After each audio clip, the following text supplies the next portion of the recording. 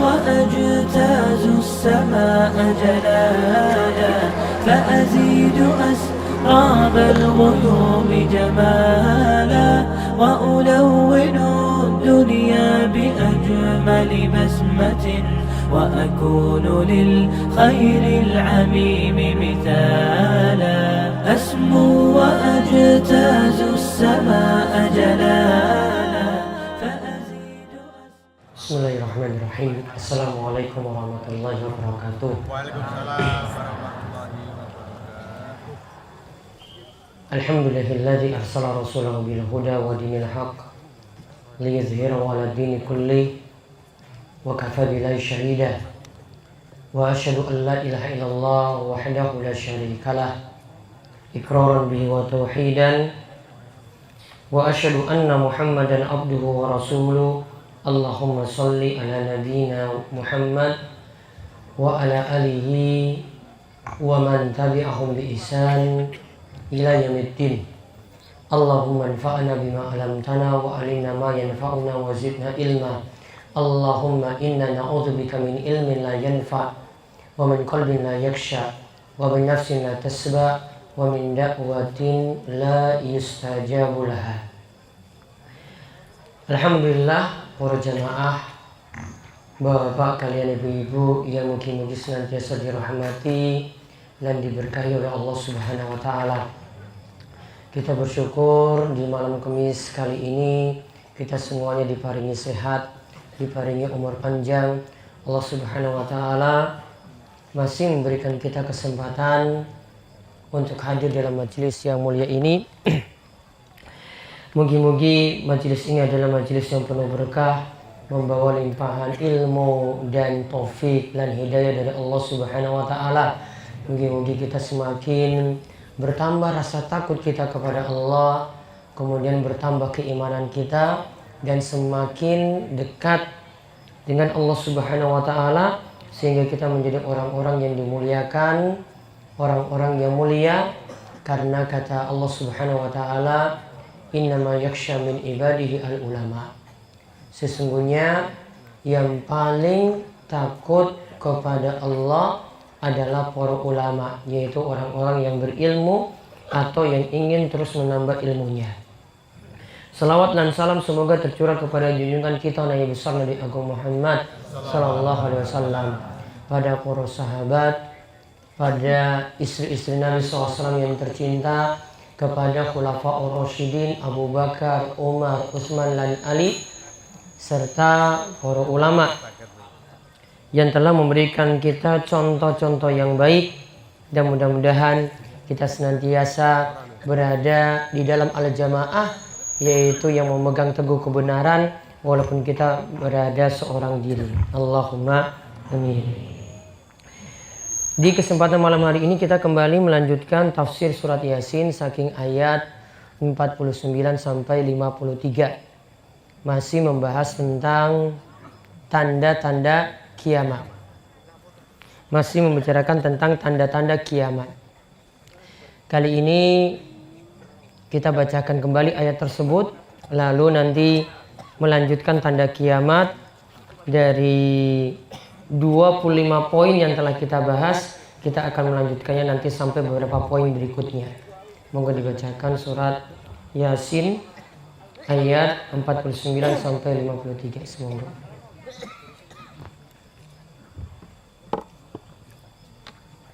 A'udzu billahi minasy syaithanir rajim. Ma yanzuruna illa sayhatan wahidatan ta'khudhuhum wa hum yakhsimun fala yastati'una tawsiyatan wala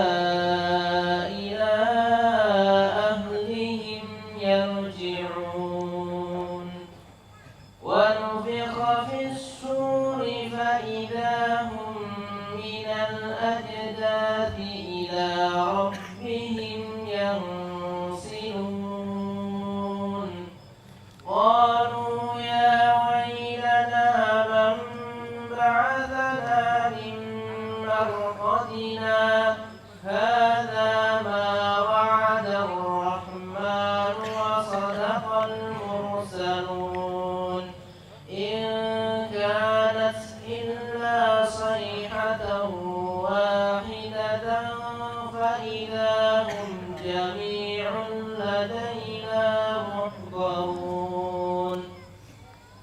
Mereka hanya menunggu satu teriakan yang akan membinasakan mereka ketika mereka sedang bertengkar, sehingga mereka tidak mampu membuat suatu wasiat dan mereka juga tidak dapat kembali kepada keluarganya. Lalu ditiuplah sangkakala, maka seketika itu mereka keluar dari kuburnya dalam keadaan hidup menuju kepada Tuhannya.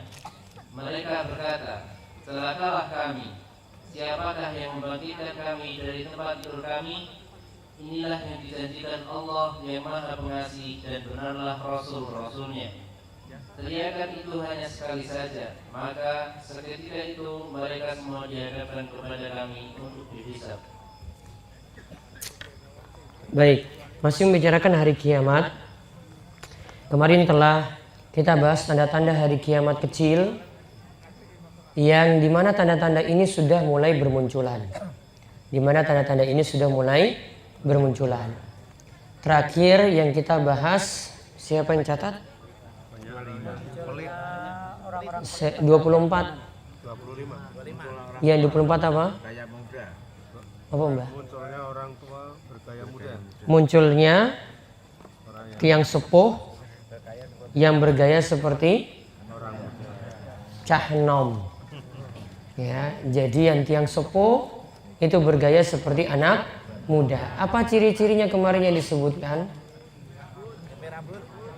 Apa ciri-cirinya?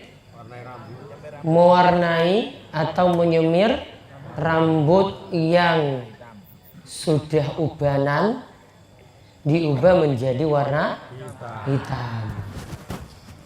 Padahal ada dua ketentuan di sini tentang masalah rambut uban. Yang pertama, ketentuan tentang rambut uban, kalau dibiarkan rambut uban tadi maka akan menjadi cahaya bagi seorang mukmin nanti pada hari kiamat.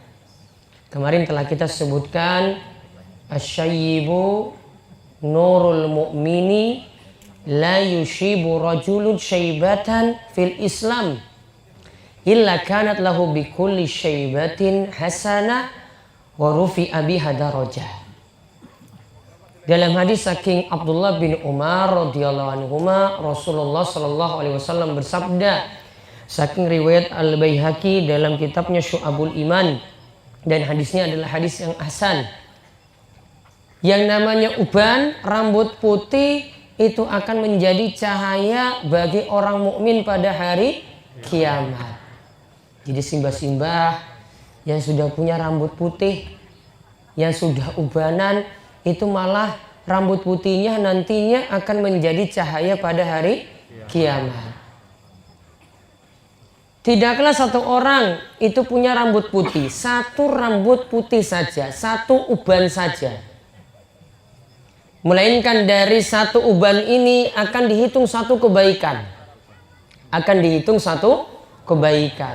Coba simbah-simbah hitung rambut ubannya wonten pinten? Lebih dari 100? Ya, lebih dari 100. Berarti kalau lebih dari 100 sudah minimal 100 kebaikan itu didapatkan. Ditambah lagi kata Nabi SAW, warufi biha darajah. Ditambah lagi derajatnya itu makin ditinggikan. Satu rambut uban itu akan ditinggikan 1 derajat. Berarti kalau 100 rambut uban akan ditinggikan 100 derajat. Masya Allah, berarti simbah-simbah ini sudah jadi orang yang mulia di sisi Allah Subhanahu wa ta'ala. Allahumma amin. Makanya kalau sudah paham seperti itu, nanti sampai di rumah jangan nyuruh putune atau anake nyambut-nyambut rambut uban. Karena itu akan menghilangkan cahaya pada hari kiamat. Ini kadang lagi nganggur, ayo apa putune langsung disuruh nyabut satu-satu, dicabut. Ada lagi yang kedua, ketentuan yang kedua, rambut uban tidak boleh diwarnai hitam. Dihindari warna ireng, dihindari warna hitam. Apa kemarin tujuannya tidak boleh diberi warna hitam? Yang pertama, tujuannya tidak boleh diberi warna hitam apa? Agar tidak tingkah lakunya seperti cah enom. Karena walaupun wajahnya sudah keriput, namun dia pingin gayanya, wah aku ini masih nom. Maka ditambahlah tadi yang rambutnya sudah uban diwarnai, biar kelihatan seperti cah enom. Berarti juga sudah mengelabui orang, ngapusi uang. Karena aslinya umurnya seperti itu, sudah 50, ada 40 sudah ubanan juga? Sudah. Ada 30 lagi sudah ubanan? Ada? Wah. Itu ada hadis saking Nabi SAW. Ini saya curiga ini gara-gara suami atau istri.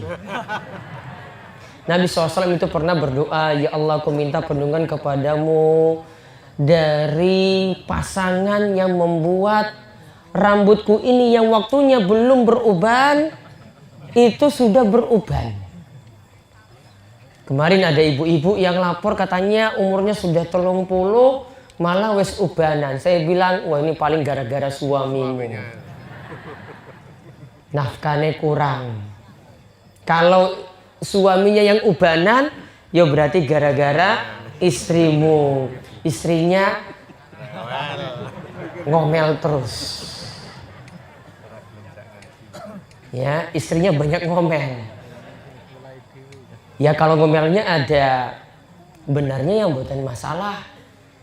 Suaminya jadi ahli udut terus.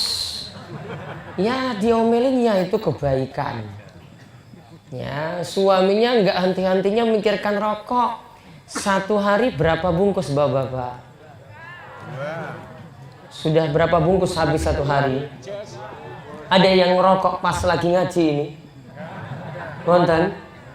Yo nggak ada. Kalau ada tak kon mulih.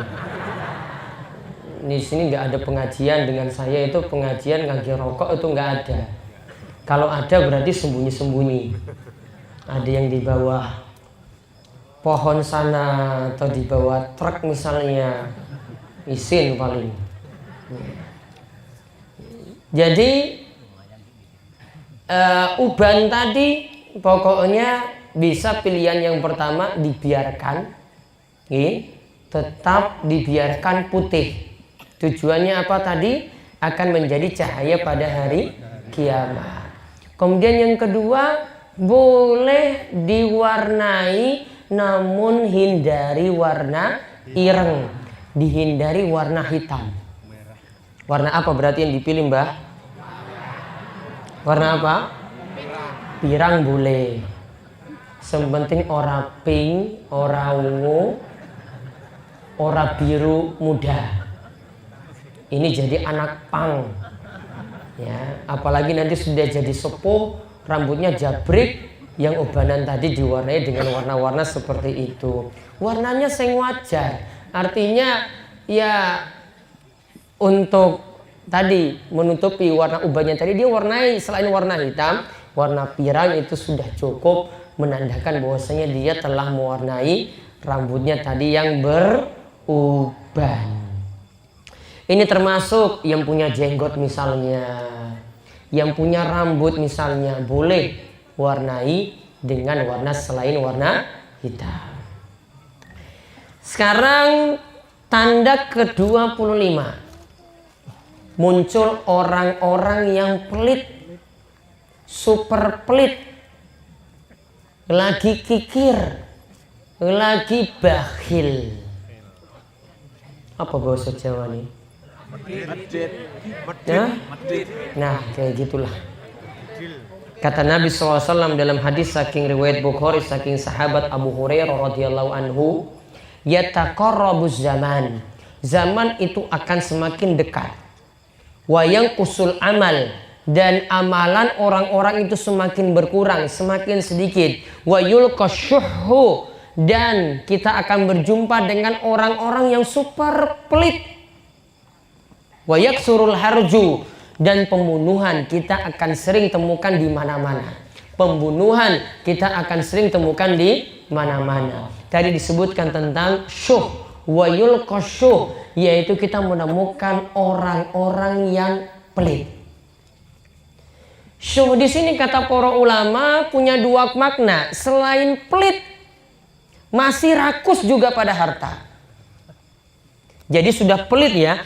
Pelit itu artinya yang seharusnya dia keluarkan untuk sedekah, untuk zakat, untuk kewajiban, dia tidak keluarkan. Sudah dia tahan-tahan hartanya, masih cari nambah terus, nggak pikir untuk masalah-masalah kebaikan. Jadi syuh itu punya dua sifat kata para ulama, pelit tambah rakus. Pelit dan rakus. Bahkan bisa jadi dia pelit itu kepada istri dan anak-anaknya sendiri. Mungkin kalau bojone biasanya makannya enak-enak terus. Apa enak-enak bapak biasanya makan? Hah? Seenak ya apa ngaku? Orang mungkin tahu tempe. Sate. Istrinya cuma disuruh makan tempe saja. Nggak pernah rasakan sate yang daging-daging yang enak, belas orang tahu. Mungkin dikasih sate namun sate tempe. Tempenya dibakar, dijadikan makan untuk istri. Super pelit sekali. Terus dia masih kejar, terus nambah lagi, sudah hartanya disimpan-simpan, nggak gunakan untuk kebaikan, masih rakus juga pada harta.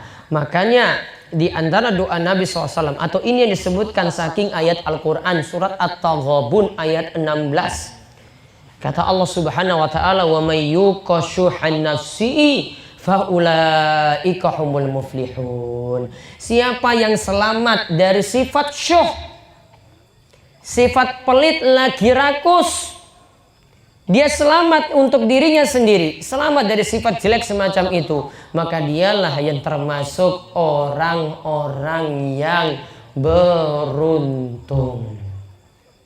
Maka banyak doa, bukan hanya doa ingin nambah harta, nambah sehat, berlindung juga dari beberapa hal yang jelek, diantaranya tadi berlindung dari sifat pelit, yaitu yang disebut di sini dengan syuh. Maka Syekh Sa'id bin Waf Al-Qahtani dalam kitab doanya beliau rangkaikan dari surat At-Taghabun ayat 16 tadi. Beliau membuat doa, Allahumma kini syuhan nafsi waj'alni minal muflihin. Ya Allah, jauhkanlah aku dari sifat pelit pada diriku sendiri, dan juga ya Allah jadikanlah aku menjadi orang-orang yang beruntung. Kemudian yang ke-26, tanda hari kiamat yang sudah mulai bermunculan juga. Banyak perdagangan yang semakin luas. Di mana-mana ada toko, di mana-mana ada warung, bahkan sampai di pedalaman pun itu ada supermarket. Bahkan sudah mulai bermunculan mall-mall. Mungkin lama-lama nanti di Panggang itu ada mall. Mungkin nanti di Purwosari juga ada mall. Ya, itu lama-kelamaan bisa seperti itu. Tanda perdagangan sudah semakin meluas. Di antaranya yang disebutkan oleh Kanjeng Nabi Shallallahu Alaihi Wasallam dalam hadis riwayat Imam Ahmad. Hadisnya sanadnya sahih. Juga dikeluarkan oleh Imam Al-Hakim dalam Mustadraknya. Nabi katakan baina yada isaah, di antara tanda hari kiamat. Kiamat itu sebentar lagi akan tiba. Kata Nabi SAW, wa fusyut tijarah, perdagangan itu semakin luas, bisnis itu di mana-mana.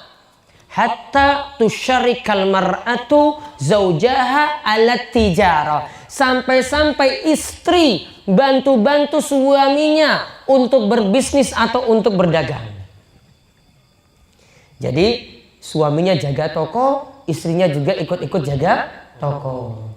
Suami punya warung, istrinya juga bantu-bantu jaga warung. Kira-kira ada nggak seperti ini? Kata nggih? Ya. Namun ini bukan menunjukkan celaan di sini. Namun sudah menunjukkan tanda-tanda ini sudah muncul. Artinya semua ingin dagang, semua itu ingin bisnis. Namun perlu diperhatikan, dagang atau bisnis itu pakai prinsip yang benar. Semua yang dagang atau bisnis harus punya ilmu.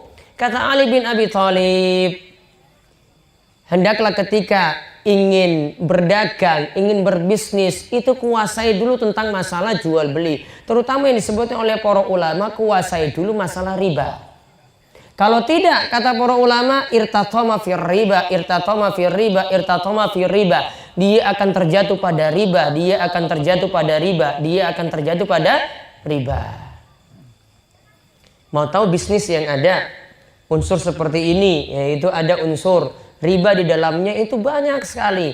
Rata-rata bahkan mayoritas jual beli kredit yang ada di negeri kita itu adalah kredit yang dibangun di atas prinsip riba.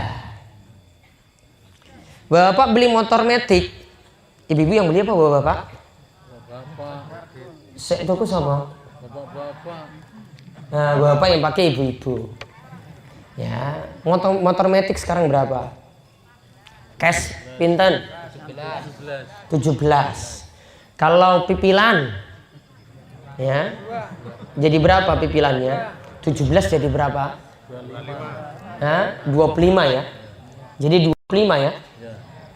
Padahal kalau bapak itu mikir untuk dapat 25 tadi, itu kalau kita nunda nabung tetap bisa dapat juga motor dengan harga 17, namun butuh sabar. Ceritanya gini bapak sekalian, ibu-ibu sekalian, 17 juta tadi itu beri secara cash, secara tunai. Tadi 25 juta tadi pipilan. Nggih? Pipilan. Pipilannya biasanya sebulan sekali apa seminggu? Ada yang saya lihat di bank ini bolak-balik terus pipilan terus. Oh berarti setiap hari ada? Ada berarti. BPKB wis dijadikan gadai apa meneh? Sertifikat, apalagi BPKB-nya tetangga, apalagi BPKB anake, semua jadi satu. Oh iya makanya setiap minggu itu ada. Saya ketemu terus saya kira lagi narik neng bank, ternyata lagi bayar pipilan 17 juta. Ketika beli cash, ya. Ini langsung kita dapati kendaraannya tadi. Namun kalau tidak punya cash langsung, biasanya datang ke sana, ingat pihak dealer itu nggak mungkin kasih bapak-bapak itu kredit. Pasti bayarnya kemana? Bayarnya kemana? Kepada pihak ketiga. Ada pihak ketiga, ya finansial, badan finansial yang nanti ingin tanggung 17 juta tadi. Maka dia bayar cash ke dealer tadi 17 juta. Nanti bapak-bapak ibu-ibu nyaur utangnya tadi 17 juta tadi, disaur terus, dipipil terus sampai lunas 25 juta. 17 juta jadi nih pinten? 25 selawe yuto loh. Kemudian lihat asalnya itu utang, enggak jual. Yang terjadi bukan jual beli, namun utang utang. Mengutangkan 17 juta disuruh kembalikan 25 juta. Itu statusnya sama seperti panjenengan itu pinjam 1 juta, kembalinya 1.100.000. Wonten masalah? Wonten masalahnya apa? Riba. Karena para ulama itu katakan sepakat kullu qardin jarra manfaatan fahuwa riba. Setiap utang piutang yang dalamnya itu ada keuntungan maka itu adalah riba. Banyak nggak yang masih punya masalah ini? Banyak. Iya, mudah-mudahan Allah berikan jalan keluar segera mungkin. Ya, saya cuma bisa doakan loh. Resei wangi. Yang ke-27. Tanda kiamat lagi, banyak orang yang tenggelam di dalam bumi. Bisa jadi karena tanah longsor. Ditimbun dengan tanah langsung. Atau raut wajahnya itu berubah. Atau ada juga yang mati karena dilempari batu. Ini yang dikatakan oleh Nabi SAW, baina yaday sa'ah mashun wa khasfun wa qadhfun. Menjelang hari kiamat itu akan ada orang-orang yang dirubah bentuknya. Ada yang ganteng sekali, kemudian kok tiba-tiba mukanya itu berubah jadi sangat-sangat jelek. Ada yang wajah manusia berubah wajahnya menjadi hewan. Ada yang wajahnya bentuk manusia berubah menjadi kera. Ada cerita-cerita seperti itu, namun saya belum pernah melihat kenyataan langsung. Namun ada cerita-cerita semacam itu yang pernah sampai kepada kami. Kemudian yang kedua, ada orang yang ditenggelamkan dalam bumi. Contohnya tadi kena tanah longsor kemudian ditimbun oleh tanah tadi. Dan juga ada yang dilempari dengan batu.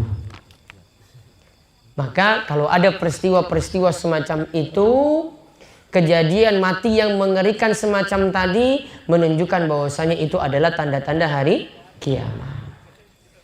Kemudian yang ke-28, tanda hari kiamat lagi adalah meninggalnya para ulama atau orang-orang soleh. Meninggalnya para ulama atau orang-orang soleh. Kalau para ulama itu meninggal, maka ilmu itu berarti sudah diangkat. Dan ilmu di zaman kita itu sudah sedikit. Kalau ada satu ulama yang meninggal, maka ilmu itu semakin diangkat dan di tengah-tengah kita itu semakin sedikit.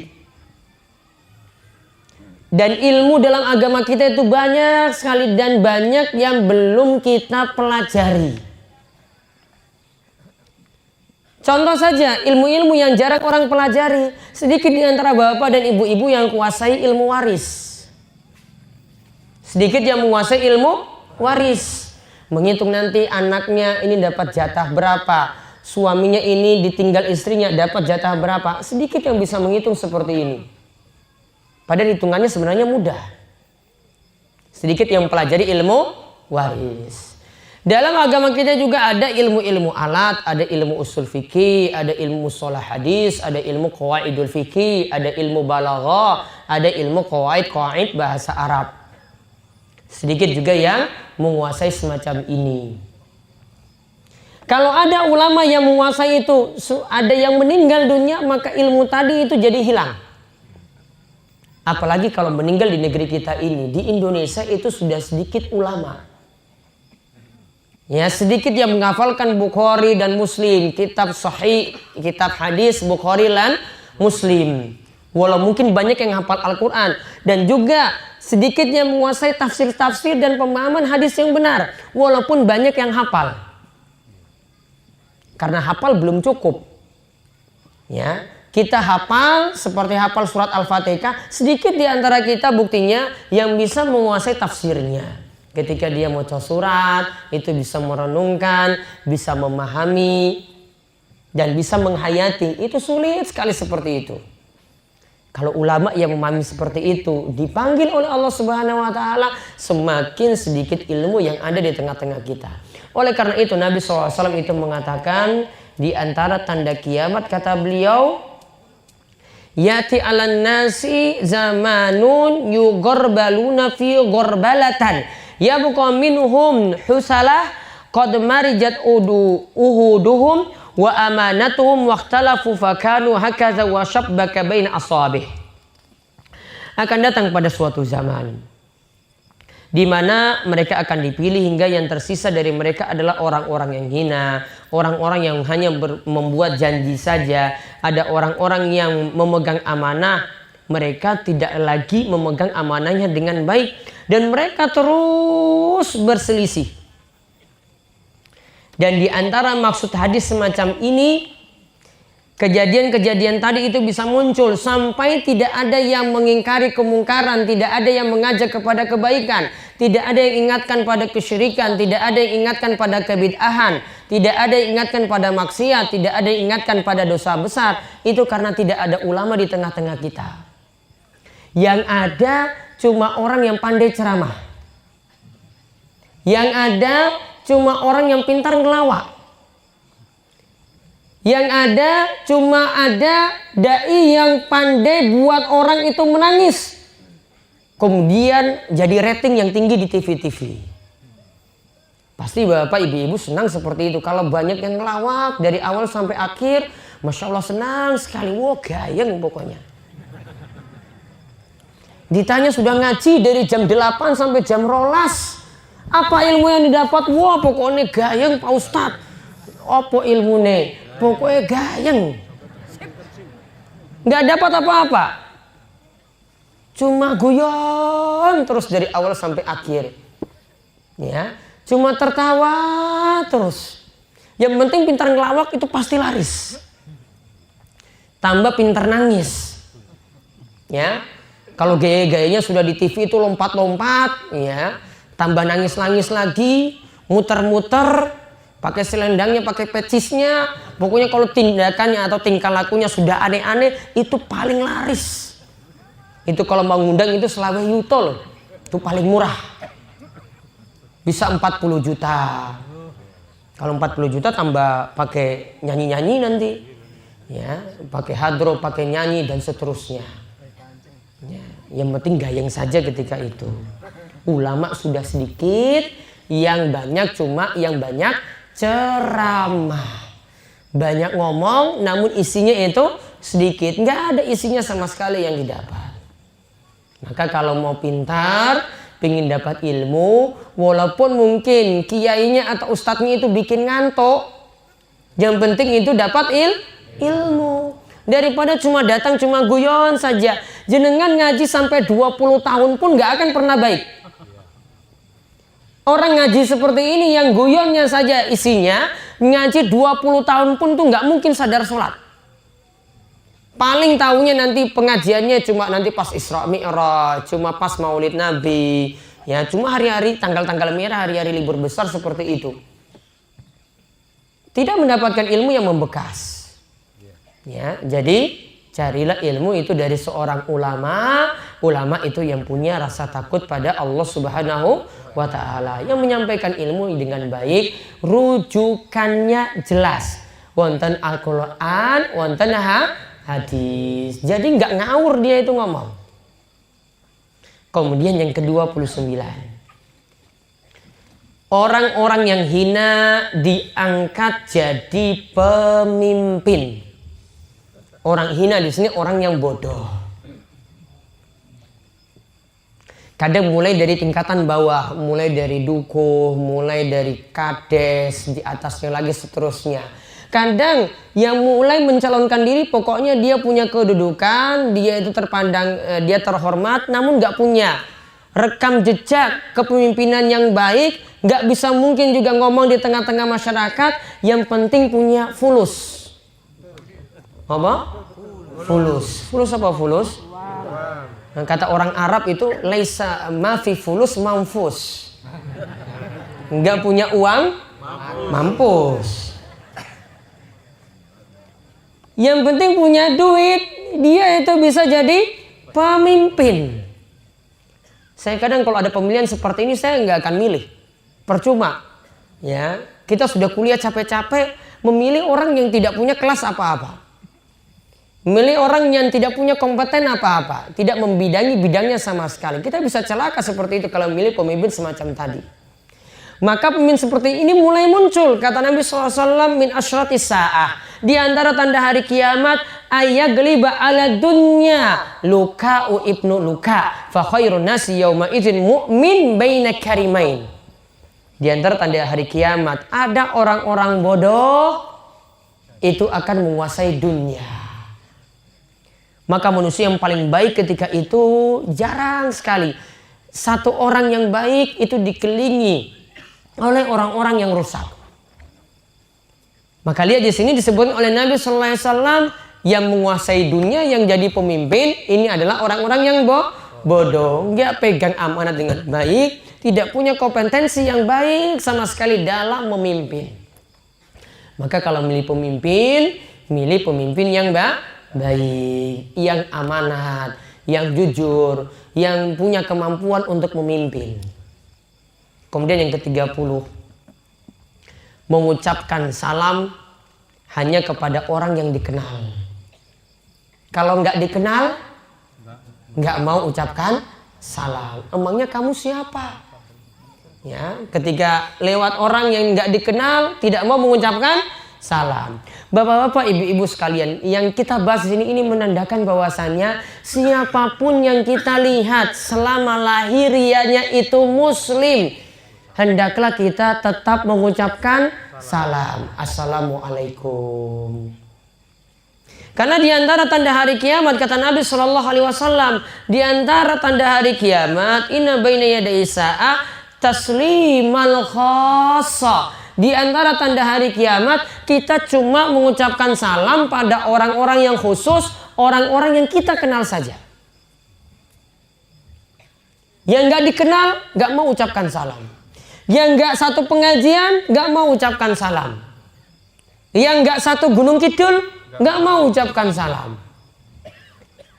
Yang bukan satu RT, nggak mau ucapkan salam. Pokoknya yang dia kenal saja baru dia itu ucapkan salam. Ini merupakan tanda hari kiamat. Jadi bapak ibu-ibu, itu harusnya kita semakin menyebarkan salam. Ingat, salam itu adalah ucapan doa. Doa keselamatan. Makanya ucapan selamat, ini umumnya selamat apapun. Kalau kita ucapkan selamat titik, itu artinya kita doakan orang yang kita ucapkan selamat tadi berarti mendapatkan kebaikan. Maka kalau bapak ibu-ibu mendapati misalnya non muslim merayakan perayaan mereka. Contohnya apa? Natal. Contohnya apa lagi? Tahun baru. Tahun baru itu bukan perayaan kita loh bapak ibu-ibu. Pesta kembang api, trompet, apalagi main mercon, petasan. Ini semua pemborosan dan cuma mengikuti budaya-budaya non muslim. Tidak pernah diajarkan dalam ajaran kita seperti itu. Nah, kalau kita ucapkan tadi selamat Natal atau selamat tahun baru, itu sama saja kita setujui apa yang mereka perbuat. Setujui apa yang mereka perbuat. Tahu selamat Natal, Natal itu memperingati apa? Nabi Isa lahir ya. Nabi Isa menurut keyakinannya Nasrani diangkat sebagai apa? Tuhan. Bagian dari yang tiga, Salisus Salasa, yaitu Bapa, Putra, Roh Kudus. Kalau kita mengucapkan selamat, berarti sama saja kita menyetujui keyakinan yang mereka itu yakini. Padahal dalam agama kita sudah akui Qul huwallahu ahad. Katakanlah Allah itu esa, bukan bagian dari yang tiga. Maka jangan mengucapkan seperti itu. Ini selamat. Begitu juga tadi selamat tahun baru. Dan tidak perlulah tunggu-tunggu sampai pergantian tahun 1 Januari 2017. Tujuannya apa? Biar pengen jadi lebih baik di tahun baru. Ya, saya mau tunjukkan satu kerusakan saja. Tunggu sampai jam 12 malam. Kemudian ngantuk setelah itu kan. 12:30 tidur. Kira-kira tangis subuh apa orang? Tangis subuh? Susah sekali. Mungkin imam masjidnya juga bisa telat. Cuma gara-gara tunggu pergantian tahun. Kira-kira mana yang lebih wajib? Sholat subuh apa menunggu pergantian tahun? Wong dia masuk tahun baru saja sudah meninggalkan sholat. Katanya pingin lebih baik di tahun baru. Innalillahi wa inna ilaihi raji'un. Terus yang berikutnya lagi, tanda hari kiamat, mengambil ilmu dari asogir. Asogir itu secara bahasa artinya orang kecil. Namun di sini para ulama itu katakan as-shaghir ini artinya mengambil ilmu dari orang yang tidak punya ilmu. Jadi ilmu diambil dari sembarang orang. Maka pernah Nabi SAW itu sebutkan di antara tanda hari kiamat ada 3, di antaranya beliau sebutkan ayyaltamisal ilma indal asagir. Ilmu itu diambil dari orang-orang kecil. Al-Imam Abdullah bin Al-Mubarak itu pernah ditanya apa yang dimaksudkan dengan orang-orang kecil tadi. Beliau katakan orang kecil di sini yang dimaksud mereka itu kalau menjawab persoalan tidak pernah pakai dalil, menyampaikan sesuatu tidak pernah pakai dalil. Dalil kita itu apa? Al-Quran dan hadis. Namun dia pakai logikanya. Dia pakai logika, tidak memakai tuntunan saking dalil. Al-Quran tidak disebutkan, hadis Nabi SAW tidak disebutkan, cuma pintar ngomong dan pakai logika. Padahal Nabi SAW sudah jelaskan sejak dulu. Salah satu ketentuan dalam berwudu, ketika mencuci kaki, kalau ada yang memakai sepatu dan sebelum dia pakai sepatu sudah bersuci terlebih dahulu, sepatunya boleh diusap. Dan usap sepatu ini adalah diusap bagian atasnya, bukan bagian bawah. Padahal yang biasa jalan yang kena tanah bagian atas atau bagian bawah? Bagian bawah. Namun Nabi SAW perintahkan usap bagian atasnya. Maka ketika itu Ali bin Abi Thalib itu mengatakan seandainya agama itu pakai logika.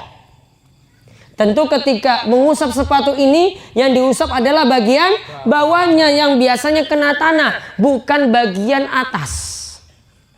Namun agama tidak pakai logika. Agama kita ngibadah cuma manut pada tuntunan kanjeng Nabi kita Muhammad Sallallahu Alaihi Wasallam. Coba perhatikan bapak ibu-ibu sholat. Kita takbir Allahu Akbar, angkat tangan seperti ini nih. Tangannya sampai telinga. Ada nggak yang pernah nanya apa-apaan sholat ini seperti ini? Atau cuma manut pada tuntunan kanjeng Nabi? Manut pada tuntunan kanjeng Nabi. Ada yang bertanya, kenapa ketika kita itu berwudu saya kentut? Namun kok yang dicuci itu wajah, tangan, kepala, dan kaki. Bagian bokongnya tidak. Padahal yang anginnya betul dari mana? Bokongnya ya toh? Coba lihat dari belakang. Namun yang dicuci apa? Wajah, telapak tangan sampai siku, kepala, kalian kaki. Kenapa? Manut pada tuntunan Al-Quran lan hadis. Gak usah banyak protes. Kita itu dalam ibadah pokoknya pegang prinsip sami'na wa ata'na. Wes manut. Nabi lakukan seperti itu, pokoknya manut saja pada tuntunan kanjeng Nabi kita Muhammad sallallahu alaihi wasallam, gak usah buat-buat sendiri. Maka hati-hati kalau kita ambil ilmu dari orang yang tidak berilmu, dari asogir tadi. Dikatakan juga oleh Abdullah bin Al-Mubarak yang dimaksudkan sini adalah dari orang yang biasanya mengamalkan sesuatu yang tidak ada tuntunan. Hati-hati mengambil ilmu dari orang-orang semacam itu. Kemudian 32. Dunia tulis menulis semakin tersebar. Contohnya buku itu semakin dicetak banyak. Dan sekarang kita cuma menulis lewat HP bisa disebar kemana-mana. Cuma menulis lewat handphone ini kita dapat berita juga, kita bisa sebar kemana-mana. Orang jadi sering membaca tulisan. Semakin canggih kan alatnya. Bahkan kita nggak pakai mikir-mikir lagi kalau dapat berita. Wah, ada kiai ini mati, disebar. Wah, ini ada berita pembunuhan gini, disebar. Nggak pernah ada yang pakai cross check lagi. Ini benar atau tidak beritanya. Asal menyebar berita. Tolong, ini prinsip seperti ini diperbaiki. Nggak usah banyak baca-baca berita broadcast yang ada di WhatsApp, yang ada di Telegram, yang ada di media-media sosial. Ya kalau dapat berita seperti itu, baiknya nggak usah disebar. Kecuali ada Al-Quran, ada hadis. Nah ini ilmu-ilmu yang baik yang bapak ibu-ibu bisa sebar. Apa gunanya kita sebar sesuatu yang belum jelas, malah buat fitnah. Malah membuat resah. Padahal Allah sudah ingatkan, ya ayyuhalladzina amanu in ja'akum fasiqum binaba'i fatabayyanu. Wahai orang-orang yang beriman, jika datang kepada kalian orang fasik. Wah, beritanya dari orang fasik, nggak jelas ini sumbernya bagaimana. Maka tabayyunlah, cross checklah terlebih dahulu, teliti beritanya terlebih dahulu sebelum disebar. Nggak boleh mudah-mudahan sebar berita. Sama seperti bapak-bapak, ibu-ibu sebar berita gosip. Tetangganya belum selingkuh. Ya, ini baru gosip saja dari orang-orang nggak suka. Disebar satu padukuhan, semuanya tahu tetangganya ini selingkuh. Kita ikut kena dosa karena sebar berita yang tidak jelas. Hati-hati, mendingan banyak diam untuk zaman ini. Kecuali dapat sesuatu yang bermanfaat. Kalau nggak bermanfaat, nggak usah disebar-sebar. Apalagi cuma gosip, apalagi membicarakan orang, ya apalagi memfitnah orang, itu hati-hati. Lalu yang terakhir untuk kesempatan malam hari ini, tanda hari kiamat lagi adalah menganggap remeh sunnah Nabi Sallallahu Alaihi Wasallam. Contoh di sini yang kami sebut, masuk masjid tidak mengerjakan sholat tahiyatul masjid.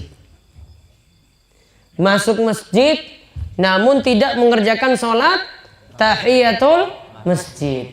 Padahal kata Nabi SAW, "Iza dakhala ahadukumul masjidah fala yajlis hatta yarka'a rak'atain." Jika salah seorang di antara kalian itu masuk masjid, janganlah kalian duduk sampai mengerjakan sholat kalih rakaat. Kita menyebutnya dengan sholat tahiyatul masjid. Pinten rakaat? Kalih rakaat. Kata Nabi SAW, ini disebutkan tentang hadis tadi, yaitu inna min asratis sa'ah assalamu bil ma'rifah. Di antara tanda hari kiamat mengucapkan salam pada orang yang dikenal saja. Wa ayyamurar rajulu bil masjidi summa la yusalli fi. Kemudian ada orang yang cuma lewat masjid saja dan dia tidak melaksanakan sholat dalam masjid sama sekali. Contoh di sini penerapannya, kalau masuk masjid hendaklah menghormati masjid, lakukanlah sholat tahiyatul masjid walaupun cuma lewat. Bahkan dalam riwayat yang lain disebutkan, di antara tanda hari kiamat, masjid cuma dijadikan seperti jalan, cuma numpang lewat saja. Nggak ada sholat sunnah di situ, nggak ada ibadah-ibadah untuk menghormati masjid di situ. Ini merupakan tanda hari kiamat. Namun bapak ibu-ibu perlu pahami, kita masuk masjid nggak mesti dengan niatan langsung sholat tahiyatul masjid. Boleh langsung digabungkan dengan sholat rawatib. Misalnya kita ingin sholat sunnah fajar atau sholat sunnah qobliyah subuh. Sholat sunnah fajar pinten rakaat? Kali rakaat nggih. Masuk masjid waktunya sudah mepet, ini sebentar lagi iqomah. Maka cuma punya peluang kerjakan 2 rakaat saja. Maka masuk langsung niatkan sholat rawatib. Maka sholat tahiyatul masjid sudah masuk dalam sholat rawatib ini. Karena Nabi tadi cuma katakan, jika kalian masuk masjid janganlah duduk sampai sholat 2 rakaat. Sholat 2 rakaat bisa jadi dengan sholat sunnah rawatib. Termasuk juga dengan sholat sunnah wudhu. Digabungkan 3 sholat berarti. Sholat sunnah tahiyatul masjid, sholat sunnah wudhu, dan sholat sunnah rawatib. Bisa digabungkan. Taunya dari mana? Ngaji. Kalau nggak pernah ngaji, nggak tahu gabung-gabungkan seperti itu. Makanya nambah ilmu terus, biar ilmunya nambah, sehingga amalannya itu jadi sederhana, namun pahalanya itu banyak. Cuma 2 rakaat loh, namun dia bisa rangkap 3 sholat sekaligus, yaitu sholat tahiyatul masjid, kemudian sholat sunnah wudhu, kemudian sholat sunnah rawatib. Cuma orang yang punya ilmu saja yang tahu seperti ini. Kalau nggak punya ilmu, itu banyak amalannya, namun belum tentu diterima. Namun kalau orang yang berilmu, sedikit amalannya, pahalanya sudah banyak sekali. Sudah sampai berapa tadi? 33. Masih lanjut, masih sampai 40 lebih. Ya, sekitar 2 pertemuan lagi lah. Nggak apa-apa lama. Ya, biar tahu tanda hari kiamat, sehingga kiamat ya mudah-mudahan ya belum muncul, masih ada kesempatan untuk tobat. Ya, seperti itu yang bisa kami sampaikan, dan kurang lebihnya kami mohon maaf. Sekali lagi untuk menyambut tahun baru, baiknya jamaah-jamaahnya nggak usah ikut serta. Ingatkan anak-anak juga nggak usah foya-foya lah, habiskan uang untuk petasan, mercon, kembang api, nggak perlu seperti itu. Kita cukup menjalani hari kita biasa-biasa saja, dan mudah-mudahan Allah Subhanahu wa taala memberkahi waktu kita dalam kebaikan. Baik, kita tutup kalian doa kafaratul majelis, monggo. Subhanakallahumma bihamdika asyhadu an la ilaha illa anta astaghfiruka wa atubu ilaik. Assalamualaikum warahmatullahi wabarakatuh.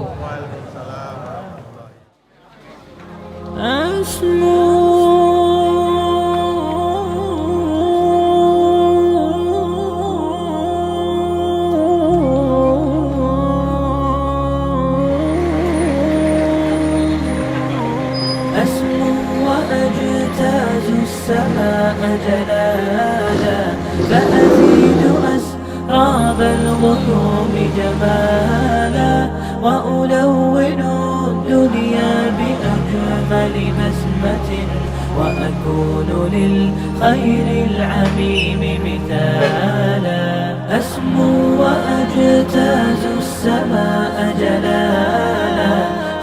Nah, itulah video-video dari Solihin TV.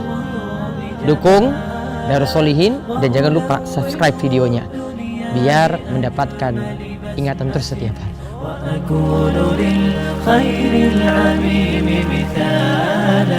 وأراقب الرحمن جل جلاله وتقدست أسماؤه وتعالى وأكون للوطن الحبيب مشيدا أنمى إليه وأستفيض جلالا وأراقب الرحمن جل جلاله وتقدست أسماؤه